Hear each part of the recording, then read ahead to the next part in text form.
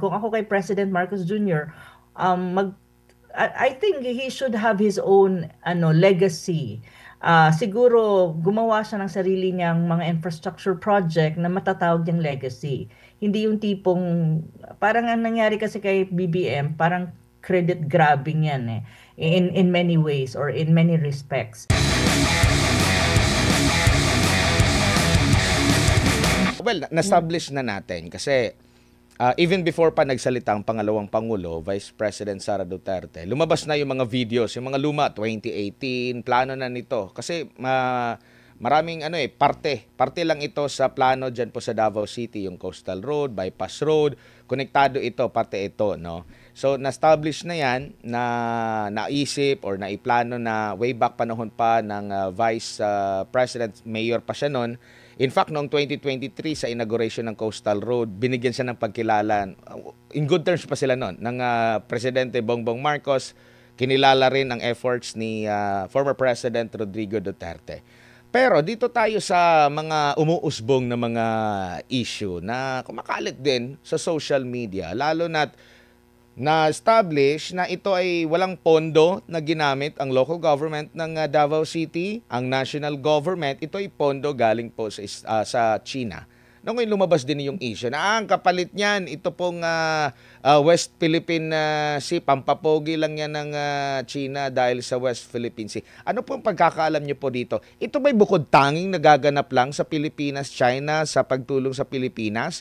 Or China sa iba pang mga bansa? Or ibang bansa sa iba pang mga bansa? Okay. Magbutit na tanong mo yan kasi sobrang tawag nito, stretch naman yung mga ganyang klaseng opinion or di kaya mga sinasabi ng iba dyan. Unang-una, gusto ko lang linawin, yung Bukana Bridge ay isa yan sa tatlo na gifts, kumbaga regalo ng China sa Pilipinas, meaning hindi siya loan.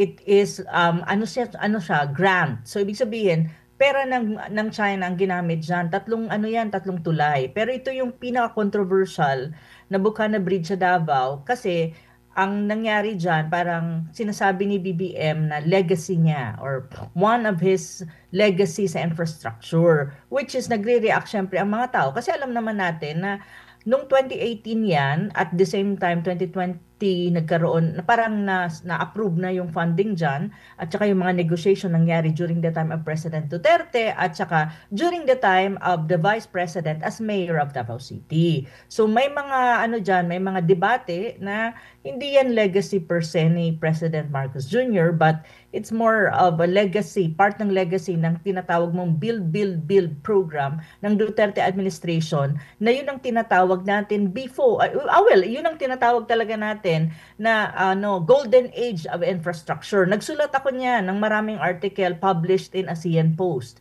So hindi pwedeng i-claim ni BBM yan. Kung ako kay President Marcos Jr., I think he should have his own legacy. Siguro gumawa siya ng sarili niyang mga infrastructure project na matatawag niyang legacy.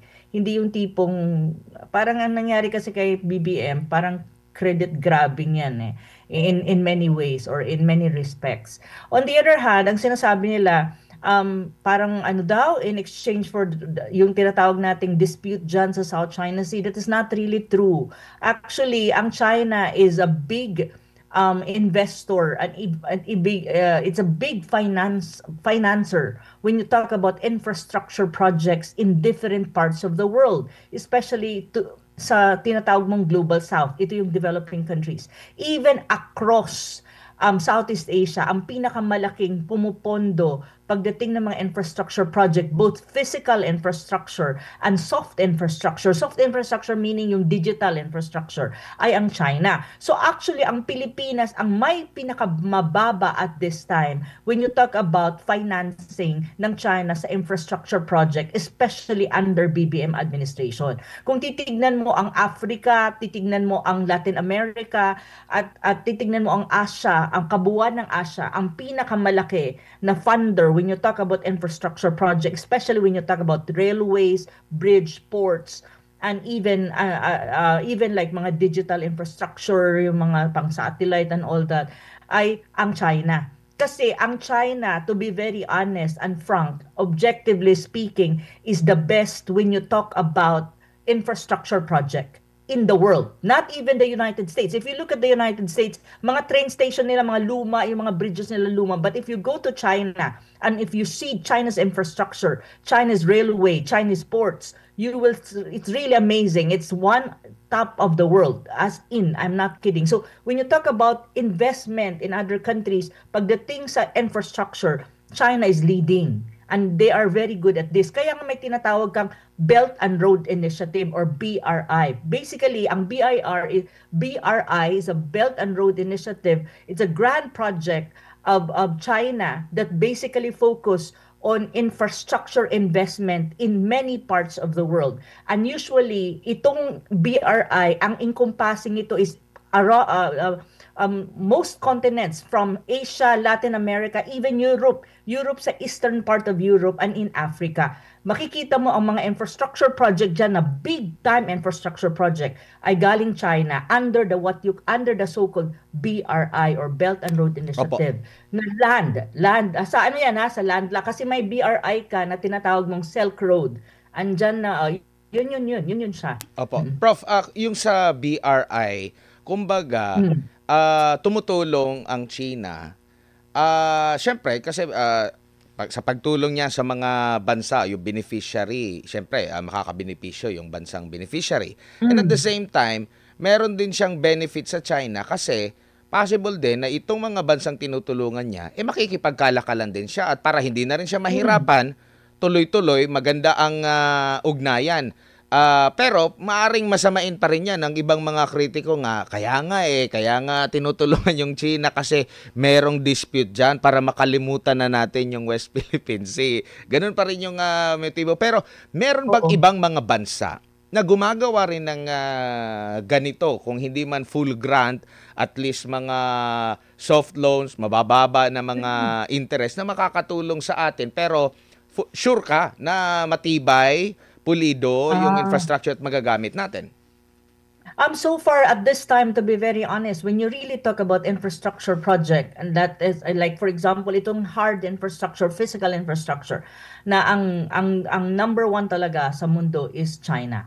Other countries are not as at par, even Japan is not at par with China when you talk about these things kasi mas mahal ang kanilang construction. Though ang kanilang sinasabi na mas mura daw ang mag-loan ka sa Japan. Pero actually, if you really analyze things, pag dumating ka na sa construction, sa proseso ng construction, sa pagbili ng mga materials for the construction, I think it's still expensive even if from Japan investment. So, it's really China. And in terms of may pinakamalaking pondo, when you talk about these things, I think it's China, number one at the moment. So, other countries, because look at the country right now. Like for example, look at the Philippines right now.